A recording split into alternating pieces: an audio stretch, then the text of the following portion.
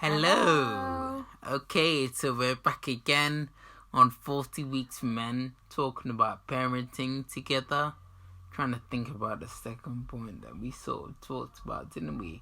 So, let you introduce yourself. So, do you want to say hello to the people? Yeah, I feel like you guys know me by now. So, I am Ashley, I'm Chris's wife, and I'm back on 40 Weeks for Men. We are here. So today we're going to be talking about this idea of parenting together when it comes to understanding that we both have different cultural contexts, different cultural backgrounds. Yeah, so that's what we're going to be focusing on today. So should we get into it? Or do you want to say something? Go on. Yeah, so I was going to add, obviously this might relate to us in terms of racially speaking, but it could also just be the culture that you had inside of your home. Yeah, true. And hopefully that should apply to every couple. Yeah, true. And it's probably really important to say at the beginning as well that, as we said before, we're not experts. We're not here to project our relationship onto anyone else. We're just here to create a forum in order to talk about these things more and actually realize that this really affects how families grow and how dads manage all of this stuff. So let's think about it together. Yeah, all right. So the first thing we wanted to sort of talk about was, what is your perspective on thinking about parenting together from different cultural backgrounds? So I guess the first thing would be to acknowledge that, of course, there are differences. I think it's very easy to go into a relationship and because you're so similar at the beginning, or you just enjoy each other's company so much, you don't anticipate that there could be anything that you would ever clash about. Yeah. But when children come into the mix, particularly on how you're going to raise them, that's when cultural differences can be brought to the forefront. Yeah. I know for us, you being of Nigerian descent and me having a more Caribbean influence as opposed to anything else, there are certain things that are distinctly different, even though people may look at us and think, oh, they're black. There's nuances in every single culture. That's so true. So I think just being open to the conversation, in my household, we did this like this. In yours, you did it like this. Okay, what's going to be the best model for us moving forward? And hopefully you'd be able to pick the best bits out of each of your cultures to create a new culture inside of your home that, reflects how your children, how your relationship can thrive the best. Yeah, that's the hope, really. Mm-hmm. You've said it all for me already. Let's just go into the first... No, it's good. It's a good thing. Let's go into the first scenario. So, we think this scenario captures a lot of how lots of people can feel. But anyway, let's just talk about it. So, the first scenario is this idea of, parenting your young children, your babies, your kids, and thinking about how to discipline them when you both come from very different cultural backgrounds. So, it's very important to say, you really sort of said it, but I came from a very sort of Nigerian background. So my outside of the house, Britain. It's London. It's outside of the house. Inside of the house, Nigeria. What about your house? To be honest, I wouldn't say that my household represented one particular culture. I think my mum just raised us how she thought was best. She always had a very child-centered approach. So, of course, from time to time we'd be told off, but there wasn't constant criticism. There wasn't smacking. There wasn't anything that would make you feel ashamed. It would just be, if something happened that was wrong, it would be a conversation, and you move forward, knowing, okay, my mum's had to have a conversation with me. I'll move forward. Yeah. There wasn't anything that felt overtly overly scolding all the time. Yeah, so I think a big solution for us, or at least for me, has been being able to understand that we both have very different cultural backgrounds. Being able to be like, you know what, that really informs how we approach situations with our own babies, as much as we try to be different and nuanced and new and, take the good things from our culture, they really do inform how we deal with things like respect from the children, how we deal with ideas around discipline, and being able to respect that and be like, this is your background and this is my background. Being able to come together and communicate, I think is the solution to dealing with that. It definitely is a solution, but that doesn't necessarily mean that it's easy. Yes. I'm not gonna come on here and say there haven't been times when we've been at loggerheads about how we're gonna do something, because we both hold to our cultural ideals so closely that it can feel as if the other person doesn't come on board with what you're doing, they are not that they have a disliking of your culture or how things are done. But I think it's important to recognize as well that just because we came out of a situation okay doesn't mean that's the best method. Way. Yeah. And as human beings, we're constantly evolving, we're constantly growing, constantly learning. There's so much research out there about parenting, and it can just feel like a minefield.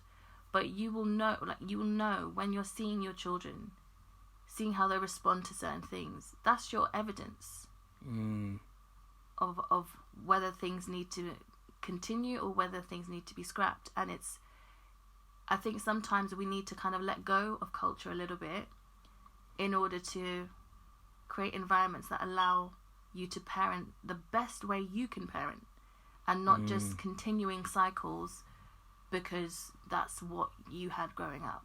That's a really interesting way to think about it. We also want to hear from you. I wonder how the listeners think about how they deal with the differences between cultural backgrounds. I really want to hear from the listeners and see what they think about how to deal with that. But let's go to scenario 2. Scenario 2 is this idea of being involved in each other's families and experiencing the differences in culture. So I'll give a bit of a background for us. For me, it was when, Ashley, my wife, is obviously, majority from the Caribbean. So we actually went on a big family holiday to the Caribbean a couple of years ago. And that was the first time that I sort of realised that, listen, our culture is so different. And for you, was there anything like that for you? Yeah, for sure. I mean, as much as I love many aspects of Nigerian culture, there are times when it can feel quite all-encompassing. So I remember when we first got married, a relative had said, that's it, you're Nigerian now. And I know it was meant in an endearing way, but it kind of felt like, oh gosh, is there actually any place for what I'm bringing culturally, or am I just expected to just jump on board with how things are done in his culture? And yeah, there is a kind of you're gonna just slot in line, and that's it. So that did feel like, oh gosh, okay. But yeah, that was the first thing I experienced. That was the first thing you experienced. So for me, a real big solution to dealing with that, because we're all so different, a really big solution is getting involved, being in there, going out of your way to actually find out and be in the culture of your spouse or your partner. So for me, a big thing that I tried to do was speak to your great auntie, speak to your mum, about things that are not normal for me, but things that are seen as normal for you in that cultural context. What are your solutions? To be honest, I feel like you've said the main thing. I think it's easy to disparage something when you're looking from the outside in. You're just seeing all of the flaws, and it's so easy to critique. Obviously, there are good points too, and yes, immersing yourself in the other culture and finding out about it is great. I mean, now I've been able to realize just how embracing and loving and generous a lot of your Nigerian relatives are, and they have a special place in my heart. And I wouldn't have known that if I wasn't willing to kind of muck in and get involved with your family. Yeah. But I guess with that same lens, once you have experienced everything, you can then be objective and come away and say, wasn't a fan of that. Yeah. Yeah, and I think you have a right as parents to be selective about what aspects of each culture you wanna bring in and you want to foster in your home. Yeah, that's real talk. So yeah, as we do, we need to think about how we deal with this by looking at the Bible. So let's look at the Bible together. So I thought it would be really good to look at Revelation chapter 7 verses 9 and 10. Now obviously, like I always say, it's really important that we look at the whole context of the whole book of Revelation. Here specifically they're speaking about salvation and how important that is, but that's a whole nother thing. But I think there are some parallels for us to learn about. So let's think together. Can you read this for me, please, darling?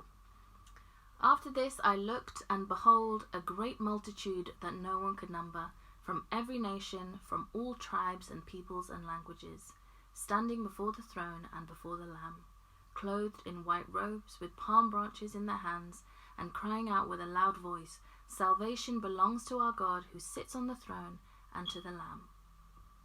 Awesome stuff. So the point I wanted to make here was that this is the new heavens and the new earth. Everything has changed. So many things do change when it comes to God coming back and things changing in the future. One thing that does remain is the fact that we are also different. We have different cultures. We have different nations. We have different cultural contexts. And I think, this is just me, Chris, 40 Weeks Man, I think that God finds our differences beautiful. And we've got differences because it's beautiful and it's what makes us human. So yeah, I think we should glory in our differences. Not see them as a problem, but see them as a solution and actually something to enjoy. And I guess bringing it back once again to a parent focus, if we are coming from a Christian perspective, as much as we have those differences that we've been designed with, we didn't create tribes and nations, God did that. So he definitely has made us different for a reason, and it is something to glory in and rejoice in. But I guess this is where we are able to be critical of our cultures, is if there are things inherently in our cultures that do not line up with the word of God, then we need to get rid of those things. Yes, real talk. In order to be the best people we can be, the best Christians we can be, the best parents that we can be. Yeah. Because, God's way is the best way, and sometimes it's very easy to bring in human things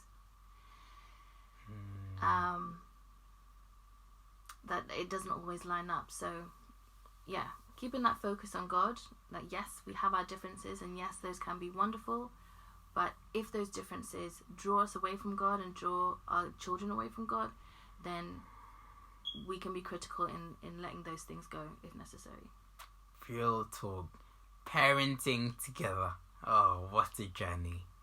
Let's keep it moving.